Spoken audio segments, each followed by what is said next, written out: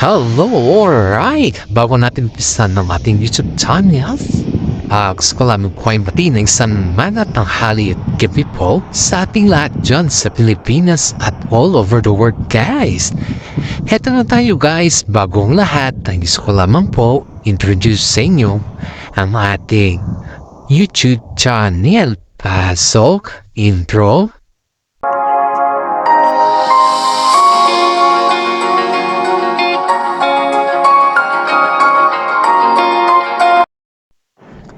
Okay, alright. Introduction po tayo sa lahat, guys. Hayon dito sa ating mga legend sources, guys, is si Paolo Avellino po at saka si Kim Chiu po ay may interview sa ngayon about dun sa launching ng My Love Will Disappear nila. Sa mga bases, sa mga hindi nakakalam po ay mag-a-appear na po talaga sila. Hindi na yung disappear kasi nga po ang daming kumbaga is ang daming naghabol or ang daming umasa na ipapalabas na talaga yung kanilang movie, right? Kaya syempre yun nga, na-disappear na ayon dito kay Kim Chiu. Ito guys ay yung nagsuhan nila dito sa video na to kung saan yung mga may interview sila na pinapahiwatig dito ni Paolo Avellino na yung ugali ni Kim Chiu sa kanya noon at saka yung ugali niya sana yun dahil halatang halata naman natin na hindi naman nila mai-deny na sana yun dahil kitang-kita naman natin kung ano talaga yung katotohanan sa kanilang dalawa. At dito guys, ang daming nagsasabi na parang pumapayat daw si Paolo Avellino as of now at ang dami din nakakapansin na masyado nang blooming si Kim Chiu at medyo okay na daw yung kanyang pangatawan. As of now guys is si Kim Chiu po ay talagang pabor sa lahat to. Tingnan mo naman yung interview na sobrang jolly at saka talagang binibigyan niya ng buhay yung kanilang mga interview. Ito nga yung sabi sa kanyang interview na parang hindi naman parang pero tinutupso talaga sila.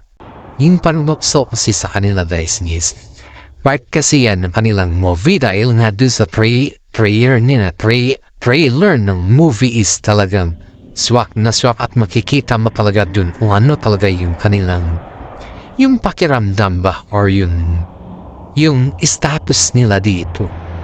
Pero pansinin natin ito guys, pansinin natin na halos si Kim Chiu po ay talagang kitang-kita mo yung kahusayan niya dito at kitang-kita mo yung kagaling niyang sumagot sa lahat ng bagay. Dito natin makikita guys na kahit anong paikot-ikotin natin si Kim Chiu o kahit anong sabihin natin kay Kim Chiu o kahit ano pa man dyan ay talagang makikita mo yung disiplina at yung makikita mo dito. Hindi lang po disiplina kundi makikita mo dito yung gabay sa kanila dahil halos lahat naman po dito guys ay mararamdaman mo ang totoong timpang tambalan sa kanila.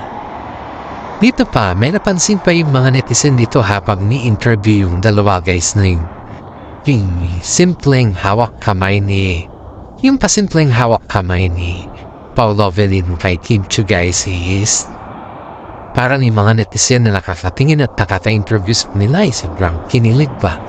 Yung halos hindi mo naman namamalayan yung totoong kadahilanan. And aside from that guys, may mga umaepal pa nga na parang gusto nilang malaman yung totoong status ba. Pero hindi naman sa nangyayang tayo sa kanilang buhay. Hindi naman sa ganun. Kasi isipin nyo to guys. Nung pumunta sila sa celebration, may konting tampuhan sila yan dito sa ating legend sources. Pero hindi kasi yan sinasabing hindi din kasi yan binablata.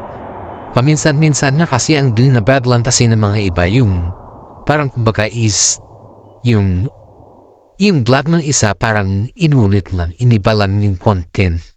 Pero pag may mga legit na sources kayo na kagaya ko na may mga kaibigan din at kasama nila Kim Chiu din ba? Iyan talaga matanong talaga lahat dito. Matanong mo talaga lahat sa kanila kung ano talaga yung paano sila magtampo, kung ano naman dahilan ng mga tampuhan nila, kung nagsiselos ba si Paulo, or kung yung mga get to know each other ba na term. Yung mga maliit na bagay lang, or syempre, kailangan din natin mga binablog to, pero hindi ito binablog ng mga kalahatan. Ito guys hindi ito binablog ng mga kalahatan. Ang binablog lang ng mga kalahatan guys is yung mga common lang na binablog nila is yung nakikita lang nila sa Twitter, Instagram, yun lang yung mga basis kasi nila Pero pag sa atin kasi guys, may mga legit na sources tayo na malapit din sa kanila kaya ito yung basis din natin yung pangmalapitan na. Kaya ito guys di ba nung time kasi na medyo nagtampo to si Paulo at biglang may ambush interview sila. Pero hindi daw nakapagsalita si Paulo dito talaga, hindi talaga siya nakapagsalita ng diretsahan. Yung kumbaga is may pa-situation na hindi talaga normally na nakapagsalita siya ng diretsahan. Dito natin napapansin at dito daw din nila napansin na totoo pala yung sinasabi ng kaibigan din nila, yung legit na sources natin na pag may mga time din pala pag yung halimbawa na si Kim Chiu lang yung nasa ambush interview tapos biglang wala si Paulo ay ang napapansin pala ng mga karamihan dito medyo may konting tampuhan. Pero yung katunayan talaga dito guys is meron talaga at hindi lang konti kundi hindi naman malala. Pero mga basic lang daw yung tampuhan ng na magjowa ba. Alam mo na siguro mga jowa din tayo dito at alam na natin kung anong ibig sabihin ng mga yan na klaseng tampuhan Hindi na natin kailangan i-expand pa. At dito guys dito sa kanilang mga interview dito, kitang-kita niya dito yung paano sila maging sweet sa isa't isa. At hindi yan guys yung kumbaga lang na sinasabi nila na walang label Kasi ang sabi nga ni Kim Chiu sa last interview niya guys na gusto niya na may label pag makipagrelasyon siya. Kasi ayaw daw niya yung walang label. Kasi paano mo naman kasi masasabi na ayaw mo gusto mo yung may label sa dami ba naman ng mga mata sa labas ba? Kumbaga, sa sobrang sikat mo, siyempre, kailangan mo may label. Ay, ang dami nagsasabi dito na si Kim po ay talagang pinaboran niya yung kanyang sarili na dapat magkaroon ng label talaga. Sa lahat ng bagay, guys, hindi naman natin pwedeng sabihin na walang label. Dapat may mga label talaga yan. Dahil pag nagkaroon kasi ng label mga yan, guys, iisipin mo na may katotohanan talaga yung mga pinapakita nila. At syempre, alam naman din natin na si Kim Chiu po ay galing yan sa broken-hearted na puso. At alam din natin na hindi naman nananamantala si Paulo Avellino sa kanya. At nakita naman natin kung gaano sila kahusay or gaano sila kabait sa isa't isa. Napaka-professional naman nila, di ba? Tapos hindi na ito yung observation natin kundi talagang sinabi daw ito ng management ni Kimi ba? After this interview nila guys sinabi daw ng management nila Kimi na kung hanggat maaari daw kung sakaling mabit daw nila yung highest gross sa kanilang movie ay gagawa pa daw sila ng teleserye. Yan yung hindi na daw yung movie kundi teleserye na daw at aabangan na daw gabi-gabi kung sakaling makuha daw nila yung highest gross. Kasi ayon dito sa ating legit na sources pa guys talagang wala na. Kumbaga ang naghahabol na sa ngayon sa ticket ay yung mga fans nila. Hindi na yung ticket yung naghahabol sa kanilang movie kundi yung kanilang fans na. At saka ang sabi din naman ng mga iba dito na dapat ramihin daw nila yung kanilang ticket dahil gaya nila Kat din na dumaragsa yung kanilang ticket at nagdagdag pa sila ng ticket, di ba? Eh dito kasi parang limit lang kasi yung ginawa eh. Kaya sabi ng ilang mga netizen na dapat maging pakas lang daw sila. Dahil lahat naman sila is kumbaga is pabor ba? Hawak sila ng management. Yan yung sinasabi ng mga iba dito guys. Pero which is tama naman. Kung tutusin natin na hawak sila ng management eh. Totoo yun, hawak sila ng management at totoo din yun na dapat pareho or pantay lang yung kanilang mga ginagawa. At saka ngayon guys, sa mayunan, isipin natin to yung moment nila Kim Chiu at saka si Paolo Avellino na nagkaroon ng tampuan dahil sa isang actress na hiniram pala. I don't know if this is hiniram guys or kinuha lang. Kasi ang sabi naman kasi ng actress na ito, ayon dito sa ating legit sources, ay hiniram daw niya dun sa staff ni Paolo Avellino. Pero ang sabi naman ni Paolo, dito sa ating legit na sources, hindi daw niya alam na humiram ito sa kanya. So, hindi natin alam kung kanino tayo papanig dito guys. Pero ayon dito sa isang actress na ito. Alam nyo ba yung guys, yung tabag dito na yung... Kasi ang tao hindi naman nahihiram yan eh, kasi personal thing yan eh. Yung parang parang extended na yung pwede siyang parang garper siya na nilalagay sa pag ikaw ay nagja-jogging. Yun kasi guys, pag ikaw ay palaging nagja-jogging, may mga suot kang ganon na nilalagay sa mga paa, ganon, para sa ganon is maging comfortable yung muscle mo ba. Ngayon, may extra si Paolo Avellino na ganon at saka nakita tayo itong sa actress na to. Hindi natin alam guys kung kinuha o nagpaalam. Klaro ko lamets, hindi natin alam kung kinuha or nagpaalam kasi ayon dito sa ating legit na sources, ayun daw din po yung sabi ng dalawang panig. Kay itong si Paolo Avellino at tinanong kasi ito si Kim Chiu, supposedly si Kim Chiu dapat ang gagamit daw dun guys. Pero syempre guys, sabi daw ni Paolo na nandun sa bag ko may extra ko dun. Syempre itinignan daw ni Kim Chiu ito guys ha. Di daw sukat akalain ni Kim Chiu na yung sinasabi ni Paolo ay gamit na daw ni actress. So sa tingin nyo guys, kapag gamit na ni actress, nagtaka daw si Kim Chiu kung bakit naka-actress yung gamit ni Paolo Avellino. Kaya tinanong daw ito si Kim Chiu, tinatanong pa niya si Paolo Avellino kung anong nangyari, bakit ganun. Tinanong siya, bakit ganun. Kaya ang sagot daw naman ni Paolo is, normal lang daw yan. Pero ang sabi naman ni Kim Chiu, hindi yun normal. Kung ganon lang naman na hindi naman niya pinaalam. Which is kailangan mo din kasi magpaalam. Hindi yung ganyan-ganyan na lang na hindi ka nagpapaalam. Kasi ang hirap naman nung beses. Sobrang hirap diktusin natin. Yung kumuha ka ng gamit na hindi ka nagpapaalam, syempre, that is a sign of disrespect sa may-ari. Diba?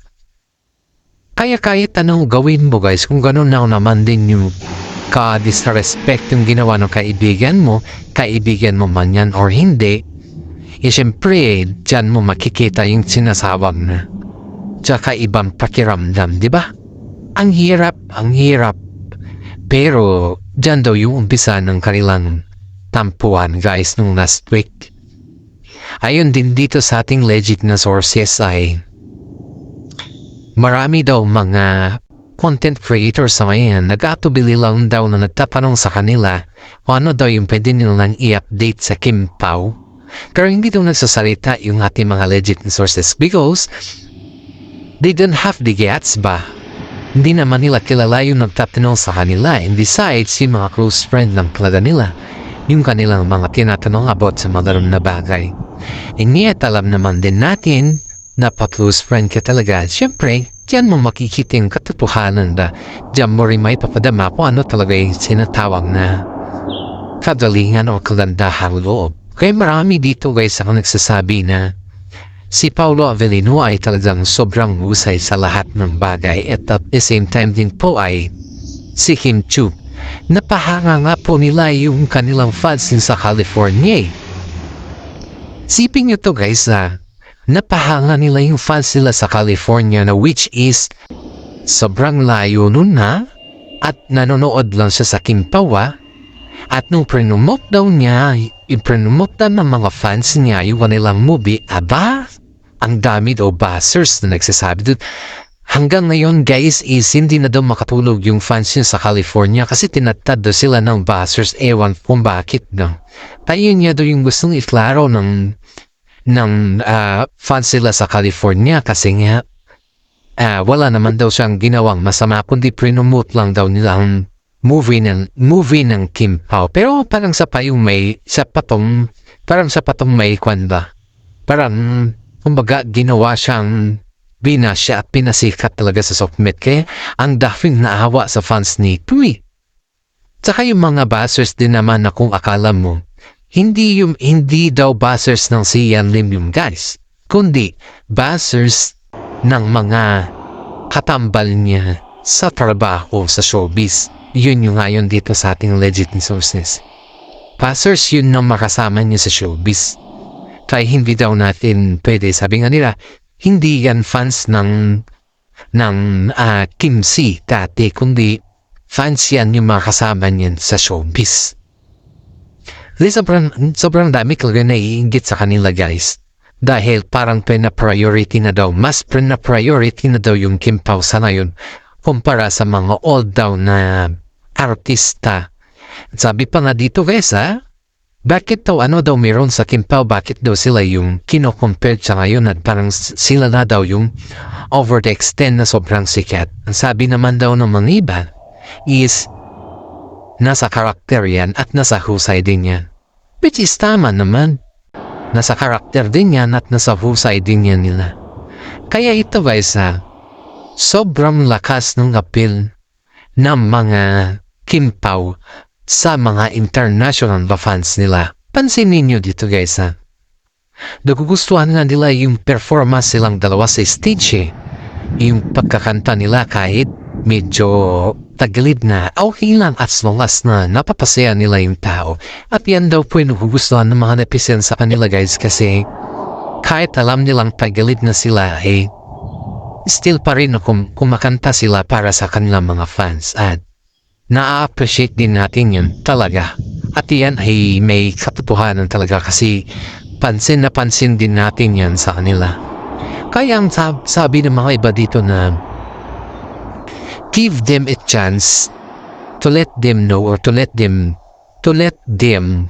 each and everyone na yung ang Kim Pao ay hindi ito pasikatan lang sa kanilang performance kundi pagalingan din po at wala po silang nahalong kumbaga isakit sa kalooban sa kapwa nila dahil hindi po iyan ang intention nila.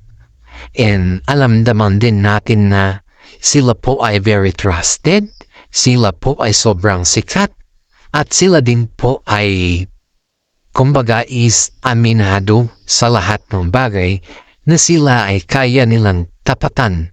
Kahit sino artista basta sa kanila ay magtrabaho lang at walang inggitan. Yan daw po yung sabi ng mga iba natin na nakakakilala sa kanila. Kasi, you know guys, we're just only fans. And then, hindi naman natin ipagkaila na yung in a personal way ba na hindi naman natin pwedeng hindi naman tayo close kay Kim Chu saka close kay Paolo kumbaga lang po nakakasagap lang po talaga tayo sa mga close friend nila na mga balita. Pero syempre ang mga balita kasi yan is limit lang, hindi naman natin pwedeng ibulgar yung podong ko ba kasi ang pagiging vlogger kasi is hindi mo pwede ibuklat lahat yung libro nila. Kundi lahat yan may limitasyon din at yung limitasyon na yun ay kailangan nating lagyan ng boundaries. Dahil sa atin lang ito guys yung maayos sa ating content ay okay lang, huwag nyo nang po panoorin. Pero sa mga gusto sa ating mga content ay sana paki-like, share naman ninyo kasi isang malaking tulong na din po yan para sa akin. You know guys, pag kayo po ay nanonood o nakikinig sa aking vlog ay isang malaking tulong na din po yan para sa akin. Hindi yan kumbaga ay gawa-gawa lang ba, kundi para may ipa-vlog, hindi po. Marami kasing nagsasabi sa mga ganyan na tao ba dito sa ating mga vlog na gawa-gawa lang niya, walang katotohanan yan. Ang akin lang dito is kung gawa-gawa lang at walang katotohanan niya, wag mo nang ituloy o wag mo na akong pakinggan sa aking vlog. Yun lang. Pero pag nagustuhan mo naman, pasalamat ako sa iyo at taus-puso ako nagpapasalamat sa iyo. Hanggang dito na lang po ang ating content. Maraming salamat at God bless po sa ating lahat.